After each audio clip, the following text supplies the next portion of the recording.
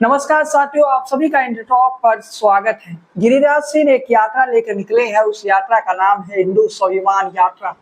आज इस यात्रा की शुरुआत भागलपुर से हो गया।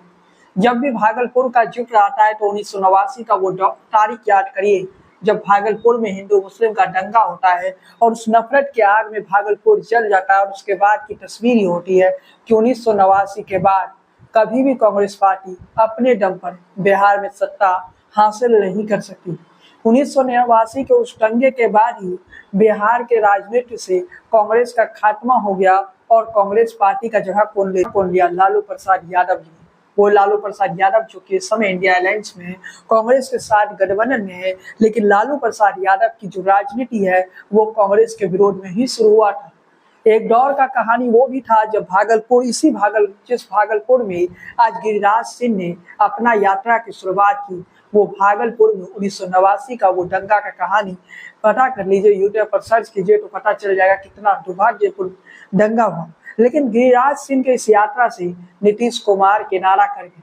गिरिराज के इस यात्रा से उनकी पार्टी भारतीय जनता पार्टी ने भी किनारा कर लिया।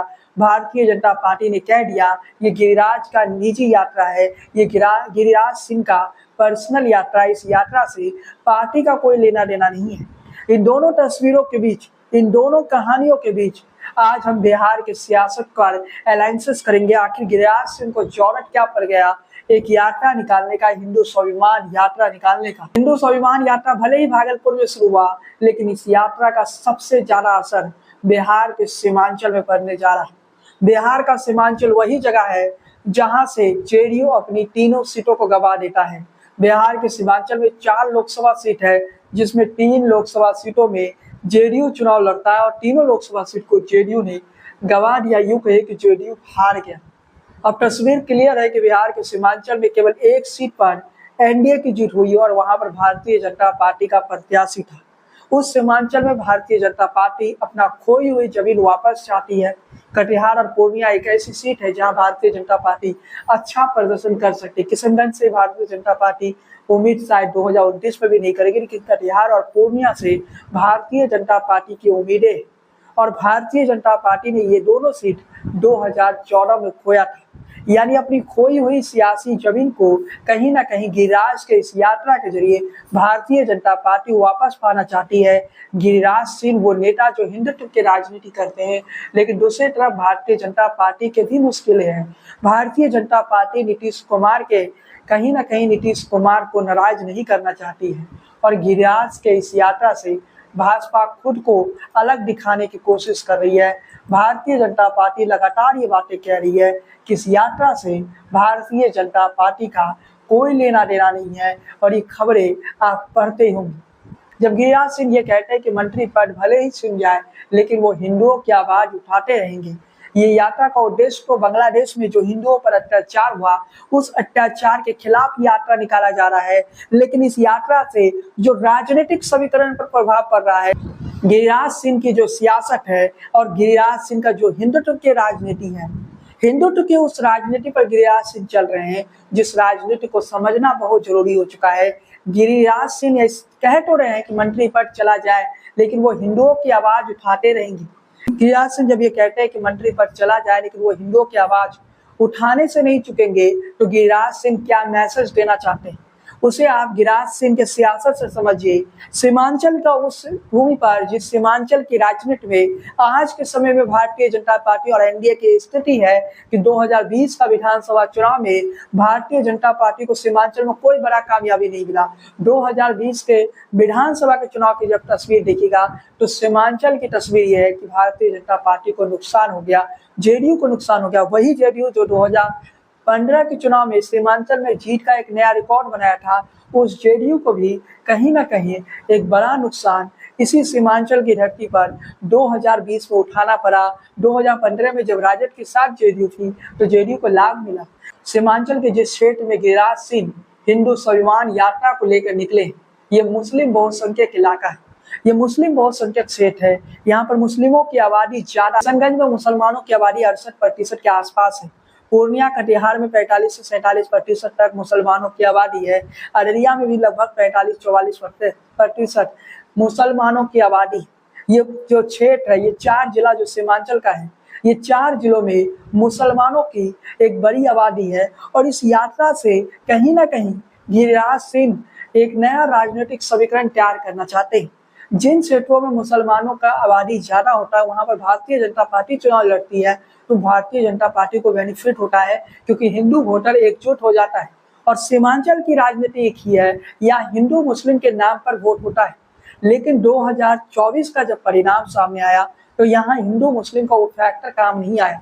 इसके पीछे का कारण एकमात्र था कि 2024 के चुनाव में भारतीय जनता पार्टी केवल एक सीट पर चुनाव लड़ा, वो अररिया का सीट था। कटिहार और पूर्णिया से भी भारतीय जनता पार्टी चुनाव लड़ती तो नतीजे कुछ और होती, कटिहार और पूर्णिया दोनों सीट भारतीय जनता पार्टी चुनाव जीत जाती।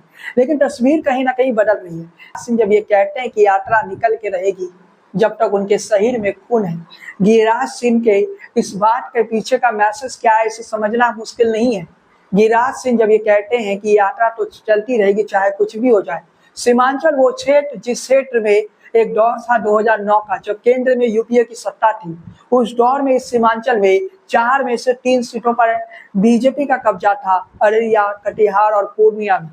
अब तस्वीर बदल गई। 2014 में मोदी लहर तो आया, लेकिन मोदी लहर के साथ ही एक झटका भी लग गया। झटका ये लग गया कि बीजेपी को कटिहार और पूर्णिया के सीट को हार कर चुकाना पड़ा, और कटिहार और पूर्णिया की सीट बीजेपी हार गई। 2019 में गठबंधन में जेडीयू के पाले में ये सीट चला गया, और जेडीयू चुनाव लड़ा और जेडीयू इन दोनों सीटों से जीत गया। लेकिन 2024 में बीजेपी के कार्यकर्ताओं ने उस प्रकार से काम नहीं किया जैसा कि पहले करता था। फिर 2024 में बीजेपी के कार्यकर्ताओं ने ही जेडीयू को कई इन दोनों सीटों पर, कटिहार और पूर्णिया की सीटों पर नुकसान पहुंचा दिया, और उसके कारण से हार का सामना करना पड़ा। से केवल जेडीयू ने ही किनारा नहीं किया, बल्कि गिरिराज सिंह के इस यात्रा से भारतीय जनता पार्टी ने भी किनारा कर दिया। जेडीयू का तो छोड़िए, जेडीयू सेकुलर राजनीति करता है, लेकिन भारतीय जनता पार्टी ने क्यों कर दिया?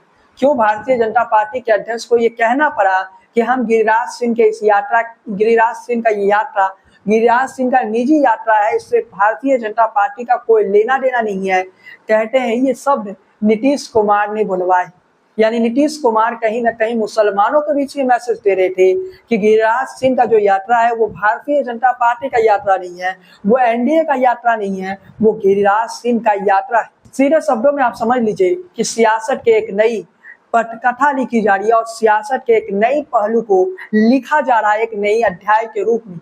सियासत के इस नई पटकथा में, इस नई अध्याय में एक नई कहानी को जोड़ने की कोशिश हो रही है।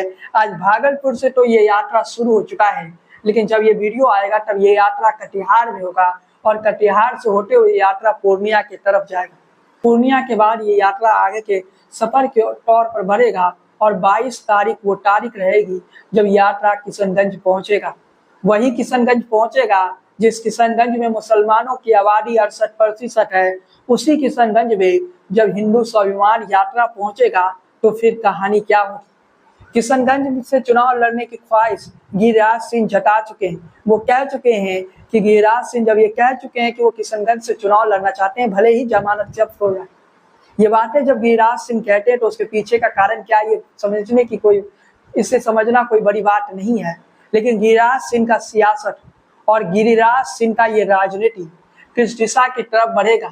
गिरिराज सिंह जब कहते हैं वो हिंदुओं के लिए अपना मंत्री पद का त्याग पत्र दे सकते हैं, तो क्या गिरिराज सिंह एक उसी प्रकार की राजनीति कर रहे हैं जो राजनीति एक दौर में उत्तर प्रदेश में जब अयोध्या और बाबरी मस्जिद का विवाद हुआ था तो उस वक्त कल्याण सिंह ने किया था? कल्याण सिंह ने अपना मुख्यमंत्री का पद त्याग पत्र दे दिया।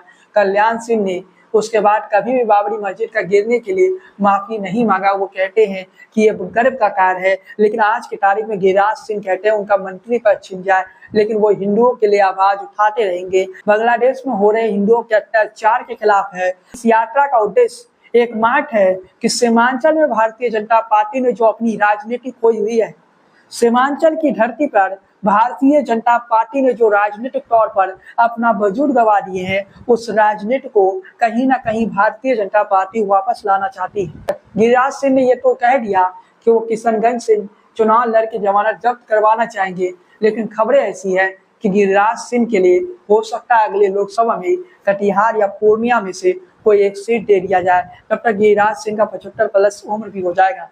तो क्योंकि भारतीय जनता पार्टी को इस सीट के लिए एक कट्टर हिंदूवादी चेहरा की जरूरत है, वो गिरिराज सिंह के रूप में ही दिखता है।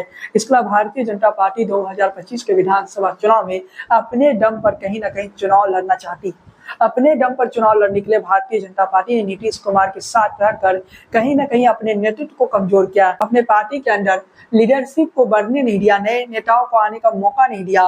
तो जब भारतीय जनता पार्टी के शीर्ष नेतृत्व ये कहते हैं कि नीतीश कुमार के नेतृत्व में ही चुनाव लड़ेंगे, लेकिन नीतीश कुमार का भरोसा नहीं, तो उससे पहले भारतीय जनता पार्टी ने कहीं ना कहीं एक कट्टर हिंदूवादी चेहरे के तौर पर गिरिराज सिंह को प्रस्तुत कर रहे हैं। हो सकता है गिरिराज सिंह को 2025 में मुख्यमंत्री पद का भी चेहरा बनाया जा सके अगर नीतीश कुमार पलटी मारेंगे। लेकिन भारतीय जनता पार्टी की जो कोशिशें हैं, उन कोशिशों में कहीं ना कहीं भारतीय जनता पार्टी बिहार में अपना मुख्यमंत्री देना चाहता है।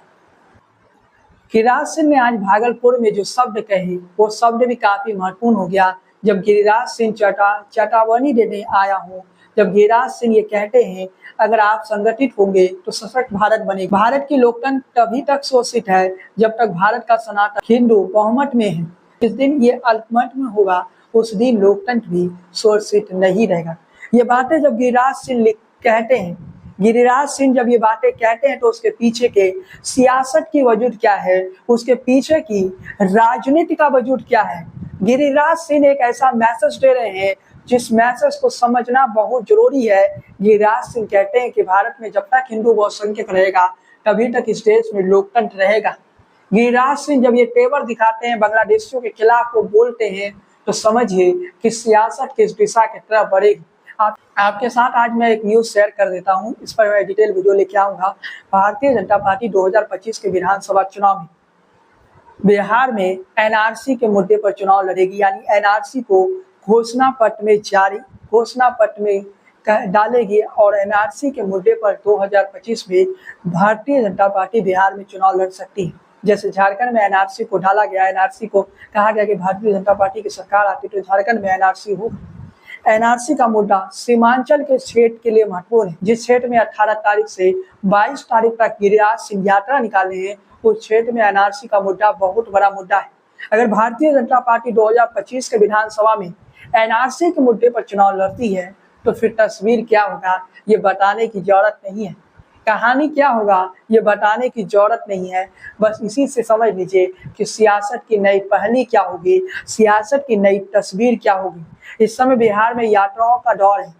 एक तरफ प्रशांत किशोर जन स्वराज के यात्रा लेकर पूरे बिहार का दौरा किए, तेजस्वी यादव भी बिहार यात्रा पर हैं, कुशवाहा भी बिहार यात्रा पे हैं और कहीं ना कहीं बिहार के ज्यादातर नेता इस समय यात्रा पे है।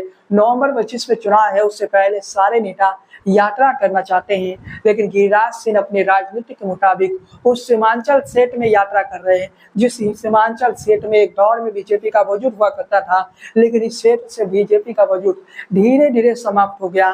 सीमांचल की जो तस्वीर जहां बीजेपी अपनी जमीनें जेडीयू के कारण खो रही थी या जो भी कारण रहे होंगे, बीजेपी जो जमीनें खो रही थी, सीमांचल में जो वजूद बीजेपी का था 2009 तक, 2014 में बीजेपी ने खोया।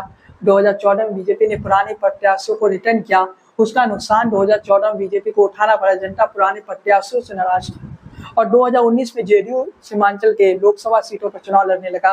उत्तर विधानसभा में भी जेडीयू ज्यादा सीटों पर लड़ने लगा क्योंकि 2015 में आरजेडी और जेडीयू का गठबंधन हुआ था जिसपे जेडीयू को जबरदस्त सफलता मिली। जेडीयू आरजेडी ने 2015 में गठबंधन किया था, उसका नतीजा ये हुआ था सीमांचल में एक बड़ा सफलता हासिल किया और सीमांचल की राजनीति में जो बड़ा सफलता जेडीयू आरजेडी के गठबंधन ने हासिल किया, 2020 में बीजेपी को कम सीटों पर सीमांचल में समझौता करना पड़ा, लेकिन 2020 में जेडीयू की सीटें संख्या घट गई। 24 की बात करें तो जेडीयू लोकसभा सीटों पर भी नुकसान उठा लिया।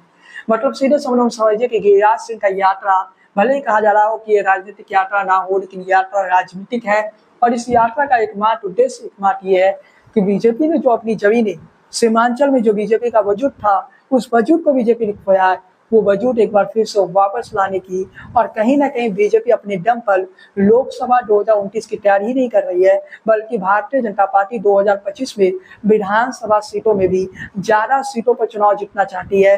2025 में भारतीय जनता पार्टी एक बड़ा सफलता सीमांचल में हासिल करना चाहती है और उसकी तैयारी कहीं ना कहीं गिरिराज सिंह के इस यात्रा से भी हो रहा है। खैर साथियों, आज के इस वीडियो को हम यहीं समाप्त करते हैं। चैनल पर पहली बार आए तो सब्सक्राइब वाला बटन दबा दीजिए, बेल आइकन की घंटी को बजाना बिल्कुल ना भूलिए।